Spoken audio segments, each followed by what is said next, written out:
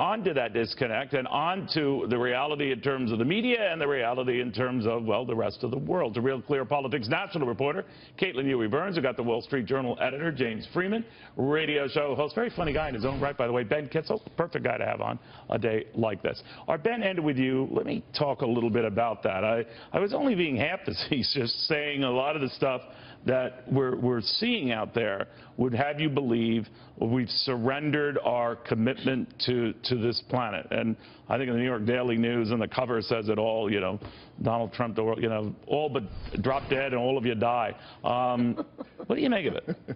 Well, I think there's a lot of hyperbolic language going on. Hey, we don't use big words here. I'm sorry. There's a lot of mean words being said about Donald Trump and his administration. This hits home for a lot of individuals, specifically people who think climate change is one of the more important issues of our time. They see this as a real stab in the back to the progress that the Obama administration made. So it really is. It's a grabbing headline, and it certainly is definitive proof. Now we have actual tangible evidence of what the Trump administration will be doing regarding climate. All right, but you could argue that whatever it was, kind of whether the agreement or just the natural evolution of fracking and the push to natural gas, that our emissions have been coming down rapidly. So maybe Donald Trump looked at that and said, well, I don't need an accord to make this happen. Well, there has been evidence that emissions have been dropping without the climate change agreement. What this really was, though, was a signal of a campaign promise kept. I mean, Donald Trump campaigned on tearing up this agreement, on withdrawing.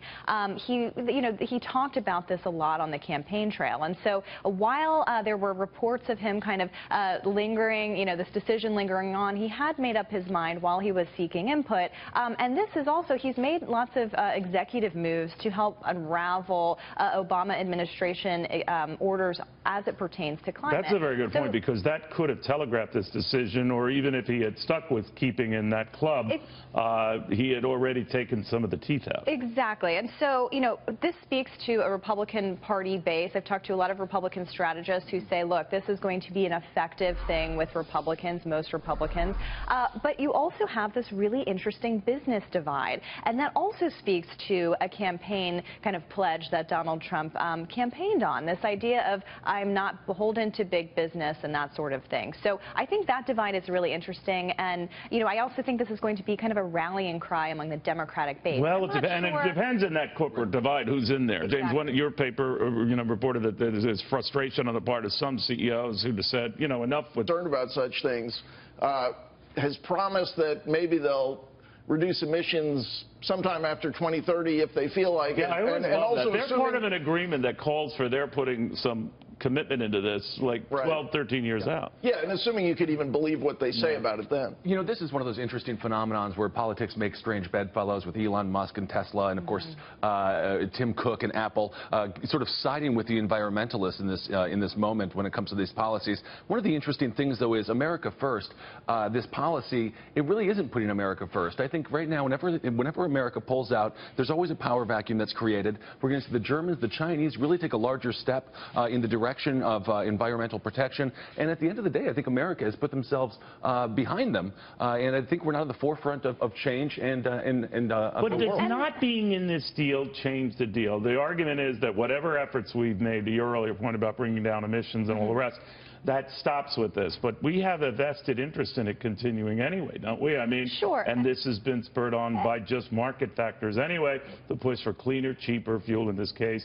Natural gas, that's not going to go away whether you're part of this deal or not. Sure, and there are a lot of economic incentives for businesses to adhere to some of this. And also, I'm looking at governors and mayors, kind of what they're doing locally to do this. But I think well, they say, by the way, they're going to still do it, Caitlin. So you've got 30 cities, at least 3 states, who argue that the efforts that we're making in the state we're in now, New York, that's going to go undeterred. But my point on that is, would it have mattered with this thing being part of what we are or not? Well, I think what's really interesting is what you're picking up on, and Republicans I've been talking to, too, who aren't, fans of pulling out. Most Republicans are, but others say, they are concerned about kind of the national security element of this, the U.S. positioning in the world of all of this, pulling away from an agreement not having this kind of seat at the table, what does that mean about U.S. leadership globally? And so that's something I think that continues for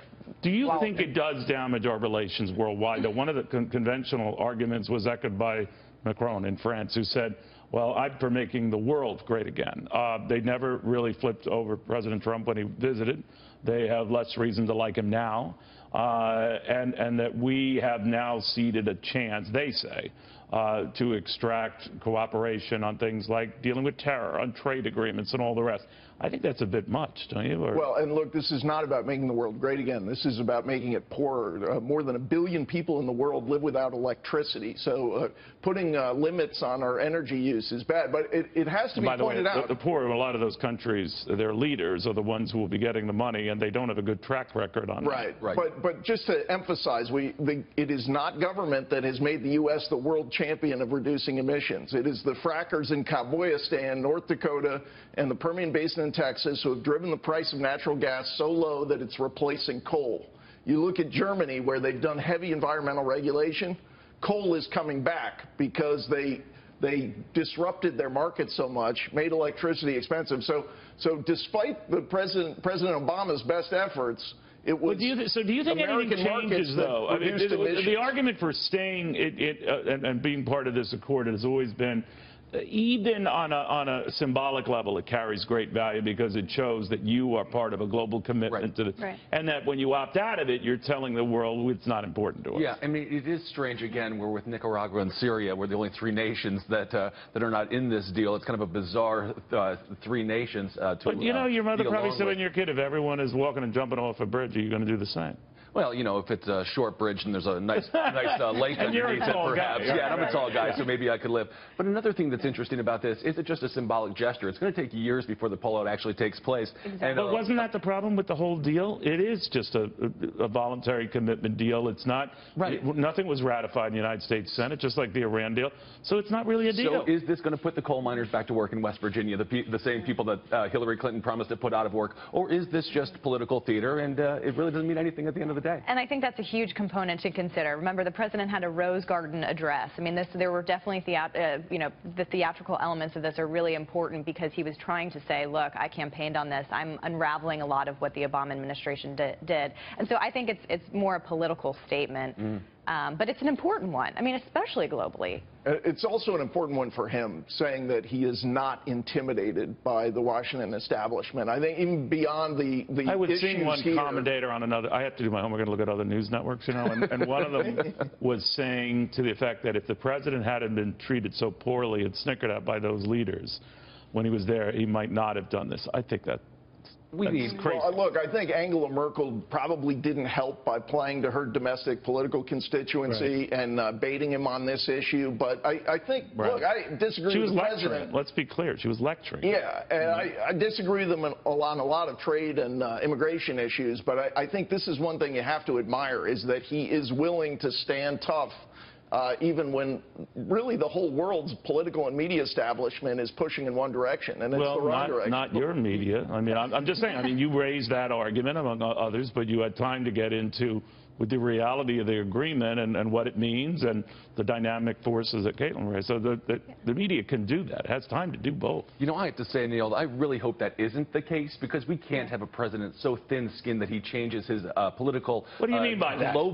His global political policies because individuals... But I don't think that's the case. I mean, I hope it's not the case. Otherwise, he would be Cartman from South Park. I mean, if he would be acting with that... What he meant to say was... He has backed away from a few campaign promises, right? I mean, moving the embassy in See, when I heard that yesterday, though, maybe he was telegraphing something when the announcement comes. This is one that he has been pretty consistent on, and so we've been looking for, like, clues about how this president's going to act.